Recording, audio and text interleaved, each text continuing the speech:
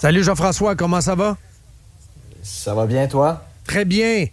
Iran, Trump. Trump met beaucoup de porte-avions près des berges de l'Iran. On mouille les bateaux mouillent dans le port. Et c'est un peu l'équivalent de quelqu'un qui te met un silencieux sur le genou pour négocier. Là. C'est un peu ça, pareil, hein? Ouais, ben c'est ça. La semaine dernière, les Américains ont envoyé le porte-avions USS Abraham Lincoln dans le golfe Persique en vue peut-être là, d'une intervention contre les mollahs iraniens. Moi, personnellement, j'y crois pas vraiment. Une chose est sûre, Trump et les États-Unis, ils enverront jamais de troupes au sol en Iran. Puis on peut même aussi douter du fait qu'ils décident d'ordonner à nouveau des frappes aériennes. Puis pourquoi? Ben, en tout cas, je vais essayer de vous expliquer ce que je pense là-dessus. C'est premièrement, comme on dit, il y a du confort dans la certitude. Donc, les États-Unis, ils savent très bien à qui ils ont affaire avec l'ayatollah Khamenei. Ils connaissent ses limites.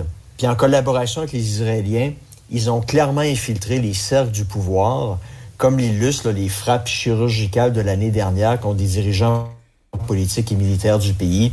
Ils savaient exactement où leur cible se trouvait. Oui. Donc, renverser le régime des mollahs, ça serait évidemment une chose noble. Il n'y a personne qui remettrait ça en cause. Mais le problème, c'est que personne ne connaît la suite des choses. Puis, principalement parce que les opposants en Iran ne sont pas unis. Pour le dire autrement, ils sont unis dans leur détestation commune du régime, mais ils ne s'entendent pas sur la nature du nouveau régime qui pourrait succéder à celui des mollahs. Donc, vous avez des gens qui voudraient une démocratie à l'occidentale.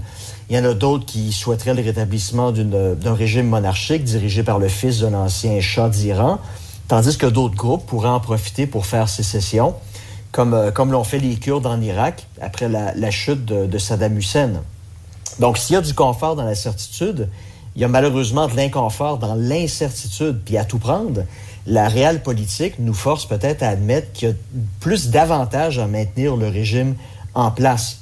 Parce que, tu sais, ça serait honnêtement là, un pays de 90 millions d'habitants comme l'Iran, ça serait une catastrophe que le pays parte en couille, comme ça a été le cas en Irak en 2003. Voilà, il y a la leçon irakienne également en diplomatie, là.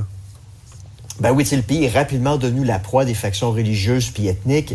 Le vacuum politique qui a été créé par l'intervention américaine a contribué à empirer les choses en créant l'État islamique. Fait que la même chose pourrait se produire en Iran, où une autre puissance régionale pourra en profiter au détriment des États-Unis. Puis peut-être qu'à cet égard-là, le jeu en vaut pas la chandelle, surtout avec le type de voisin que l'Iran a.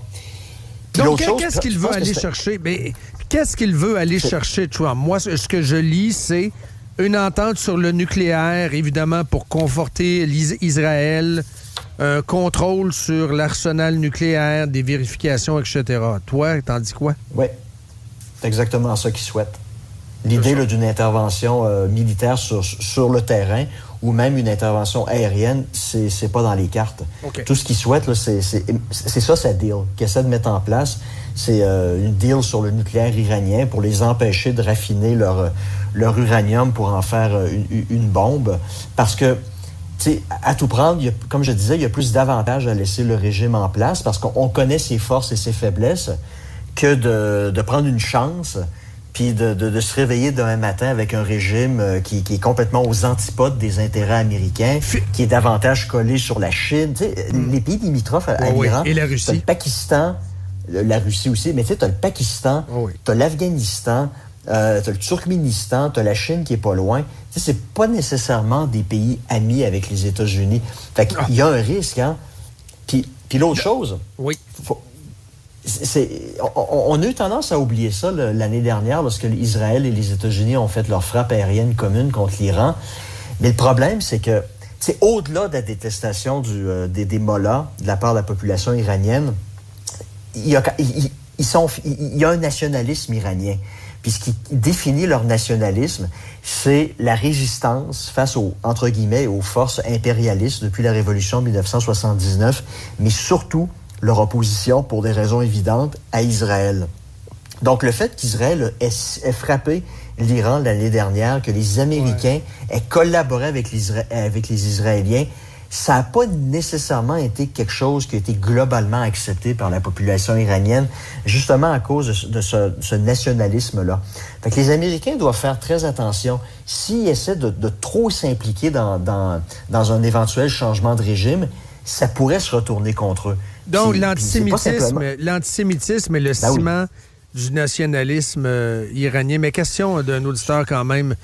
Pourquoi, alors que Trump a demandé au peuple de sortir dans la rue? Il a quand même manipulé Trump là-dessus. Là. Oui, mais ça a été perçu par la population iranienne comme une forme de trahison. Ben oui, imaginez-vous, on retourne en arrière. On retourne en arrière il y a 3 semaines. Vous avez les plus grosses manifestations depuis la Révolution de 1979. Les gens sont dans la rue. Les gens se font abattre à la mitraillette par les gardiens de la Révolution. 30 000 morts. Puis écoute, même en termes de violence politique en Iran, ça a quand même dépassé les limites de ce qui était considéré comme étant raisonnable là, de la part des gardiens de la Révolution. C'est 30 000 personnes abattues dans la rue. En plus, les gens arrêtés qui font face maintenant à la pendaison, parce qu'en Iran, on pend les gens publiquement à des grues. Avec une grue, oui. Comme dans Homeland. Sur les lieux publics. Exactement. Fait que là, les Américains ont laissé sous-entendre qu'il allait peut-être intervenir. L'impact que ça a eu, vous avez des gens qui ont entendu ce message-là de la part de Trump, qui se sont dit, bon, ben, c'est le début de la fin, c'est le temps d'aller manifester, le régime va tomber au cours des prochaines 48 heures. Ces gens-là sont descendus dans la rue, ils se sont soit fait abattre, ou ils ont été arrêtés, puis maintenant ils font face à leur exécution.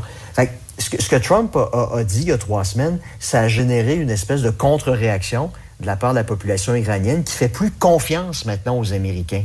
Ben c'est dévastateur, ça, ce que tu dis là. C'est dévastateur. Il les a manipulés, Trump, là-dessus. C'est pas oui, puis il a pas livré la marchandise, puis ça a clairement mené des gens à descendre dans la rue puis à se faire abattre ou à se faire arrêter. Puis ça, écoute, la semaine dernière, j'avais un collègue qui, l'Arménie, c'est un pays limitrophe à l'Iran. Oui. C'est un collègue iranien qui a des contacts sur place, qui est déjà allé sur place, puis il a justement fait une présentation sur la question, puis c'est exactement ça qu'il a dit. Tous ces contacts en Iran, les gens sont déçus de Trump parce qu'ils ont l'impression qu'il les a laissés tomber. Puis l'autre problème aussi, Mohamed Ben Salman, le dirigeant saoudien, a aussi dit à Trump, c'est pas une bonne idée que tu interviennes en Iran, parce que ces régimes-là, qui sont des régimes amis là, des États-Unis, ils comprennent aussi très bien que s'il y a à cause de l'antisémitisme puis l'opposition à l'impérialisme américain, ils comprennent très bien que si les États-Unis interviennent en Iran, ça va générer auprès de leur propre population locale une contre-réaction puis une volonté de résistance. C'est tout à fait vrai. C'est tout à fait vrai, puis ils veulent pas avoir à subir ça. Fait que Trump, là, il a lancé des promesses il y a 3 semaines, mais là, il est en train de faire face à son test géopolitique le plus sérieux depuis son élection, parce que, qu'on le veuille ou non, le régime iranien a encore des cartes en main. Donc, la carte en main, c'est l'opposition dans la région face à l'impérialisme américain, sur lequel ils peuvent miser. Mais c'est aussi le fait que maintenant, la population, comme on dit en anglais, est un peu gun-shy. T'sais, on s'est fait promettre des choses il y a 3 semaines, on a risqué notre vie, ça s'est retourné contre nous. Fait que maintenant, on va pas descendre dans la rue pour prendre encore une deuxième chance au cas où les Américains débarquent, en sachant très bien qu'ils débarqueront pas. Puis l'autre problème aussi en Iran, qui fait peur, je pense, aux États-Unis, c'est que si les Iraniens sont unis dans leur détestation contre le régime des mollahs, la chose, par contre, sur laquelle ils s'entendent pas, c'est sur la suite des choses. Tu sais, tu as le fils du Shah d'Iran, oui. Mohamed Reza, qui est présenté comme étant l'alternative. Mais ça, encore une fois, mon collègue me disait, écoute, on peut estimer que le soutien au fils du Shah dans la population iranienne, c'est à peu près 40%. Les gens qui sont prêts à défendre bec et âme le régime des mollahs, c'est entre 5 et 15%. Faites le calcul sur une population de 90 millions de personnes, ça fait combien de personnes qui sont prêts à prendre les armes pour défendre le régime des mollahs?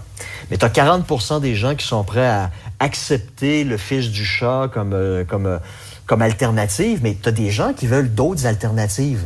Tu as des gens qui sont encore plus craqués que les mollahs iraniens. Tu as des groupes ethniques religieux minoritaires qui, eux, sont prêts à profiter de la situation pour faire sécession.